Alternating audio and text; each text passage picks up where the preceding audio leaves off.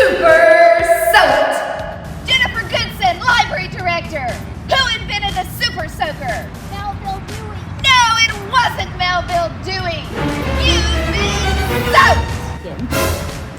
Super Soaked! Ronnie, head of circulation. Who invented the Super Soaker? Lonnie Johnson. How did you know that? Duh, I read his biography. Should I squirt him anyway?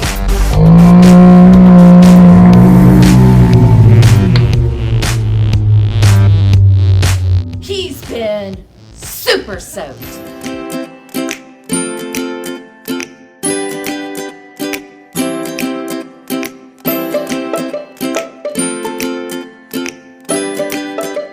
Boy, those super soakers are a lot of fun, aren't they? We're going to find out all about how Lonnie Johnson invented them, as well as a bunch of other things he worked on with this book called WHOOSH, Lonnie Johnson's Super Soaking Stream of Inventions. It was written by Chris Barton and illustrated by Don Tate. It was the Arkansas Diamond Book Award Honor Book in 2019. And it was published by Charlesbridge, and we appreciate them letting us read it to you today. Every day brought a challenge for young Lonnie Johnson, the challenge of finding space for all his stuff. 6 Johnson kids were squeezed into their parents' small house in Mobile, Alabama. Lonnie would have loved a workshop of his own, but there just wasn't room. There was nowhere to keep his rocket kits.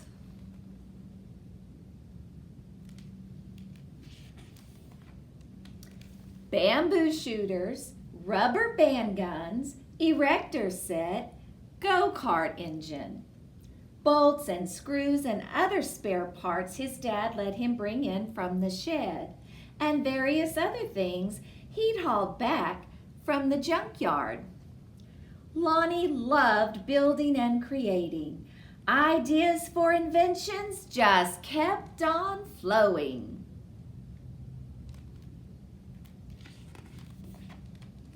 He learned how to make rockets from scratch.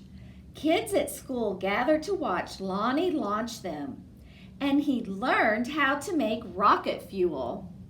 When it caught fire in the kitchen, Lonnie's mom didn't make him stop. She just sent him to work outside. Lonnie wanted to spend his life designing things, building things, and getting them to work. He wanted to be an engineer. However, Lonnie took an exam that said he would not make a very good one. His dream had been challenged. Lonnie was discouraged, but he knew that whoever had graded his test hadn't met Linux.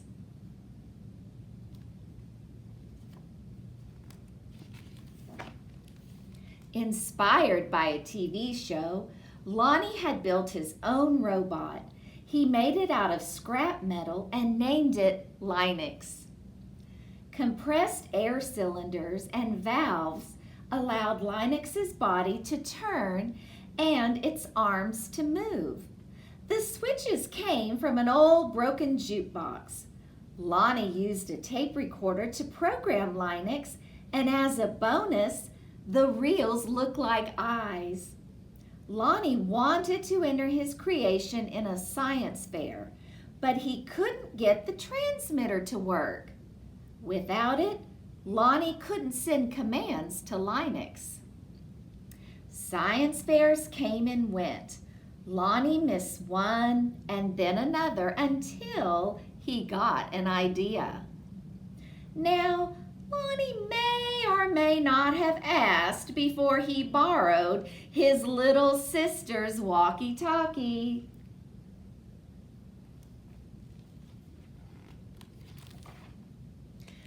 But it fixed the transmission issue. His school's team took freshly finished Linux to a 1968 science fair at the University of Alabama, where only 5 years before, African American students hadn't even been allowed. Having to compete in a place that was still not very welcoming, now that was a challenge with a capital C. Against other schools from all over the state, Lonnie's team won first place.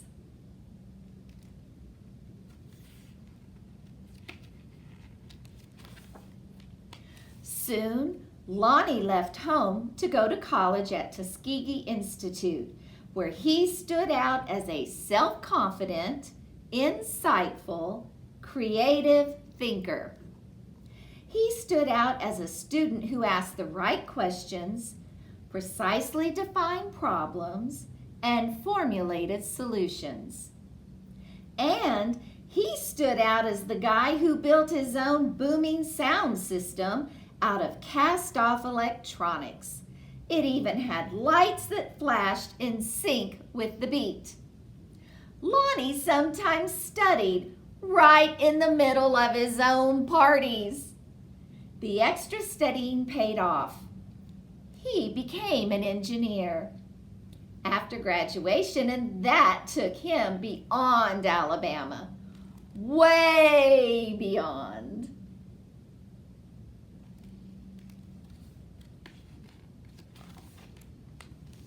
When NASA was sending an orbiter and probe called Galileo to Jupiter, the space agency needed to ensure a constant supply of power to the orbiter's computer memory.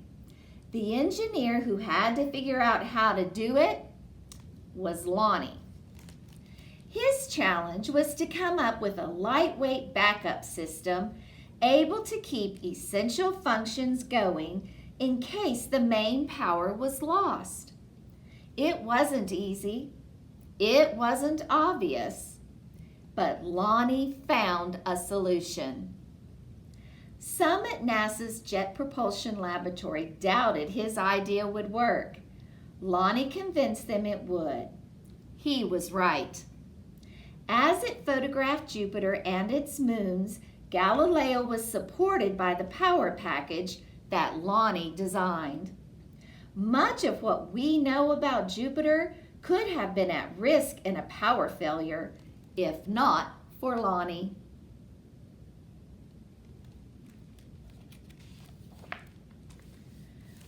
Ideas for other problems to solve just kept on flowing.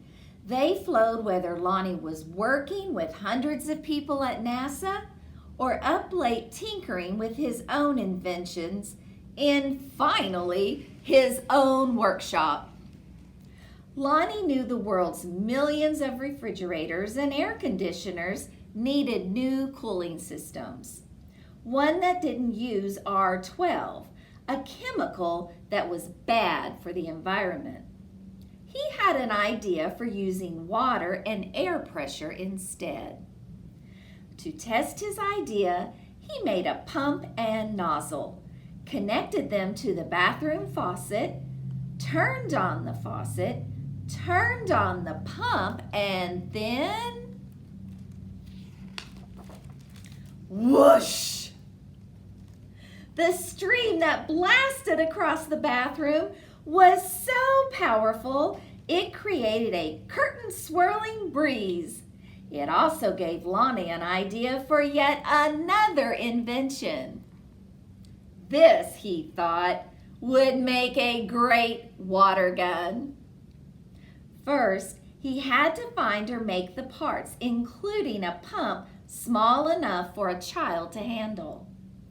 Then he had to glue the parts together into a prototype, an early version with room for improvement.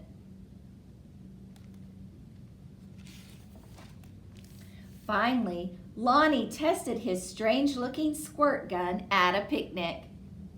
"Does it really work?" a man asked. "Sure," Lonnie said. "Wanna see?" Lonnie worked the pump, which squeezed air into a chamber. When he pulled the trigger, the air escaped, forcing water out with a whoosh.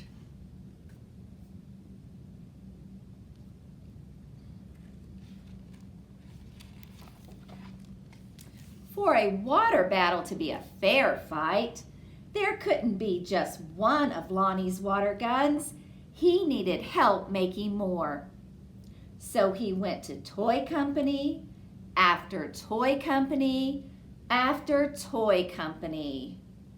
The word no, no, no, no, no, no, no, flowed again and again.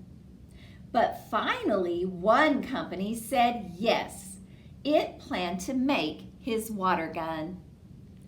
Lonnie also had other projects: a water-propelled toy airplane, 2 kinds of engines, and his cooling system. He found investors to provide the money for turning his ideas into products. Products people could buy. He made a leap of faith, quit his day job, and devoted himself to full-time inventing.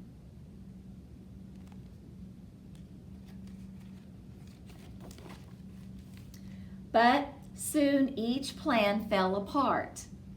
Even the one for the water gun. These things sometimes happen. But when they happen one after another to the same person, well, that's some pretty bad luck. Lonnie didn't have a job. He didn't have the money he'd been counting on. He and his family had to move out of their home and into a little apartment. He was angry and scared. But Lonnie had dealt with challenges all his life. He knew a lot about solving problems, and he still believed in his inventions, especially the water gun. Lonnie went looking for another toy company.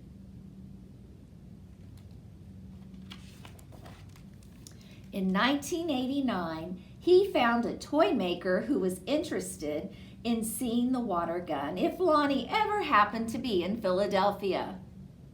"But don't make a special trip," the guy said. Lonnie made a special trip. In his wife's suitcase, he carried a new prototype. He unpacked it, filled the tank with water, pumped the gun until all the air pressure was good and high, and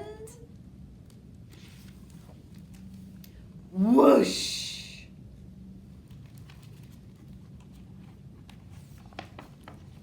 Wow! Kids everywhere agreed with that wow. Lonnie's water gun, called the Super Soaker, became a smash hit. In no time, there were Super Soakers in backyards and on beaches, in parks and on playgrounds. Each sale of a Super Soaker put a little money into Lonnie's pocket. All those hours, all those years that Lonnie spent in his workshop had paid off big time. Now he could afford to do just about anything he wanted. So what did Lonnie do? He got a bigger workshop, which is where you'll find him today, because facing challenges, solving problems, and building things are what Lonnie Johnson loves to do. And his ideas just keep on flowing.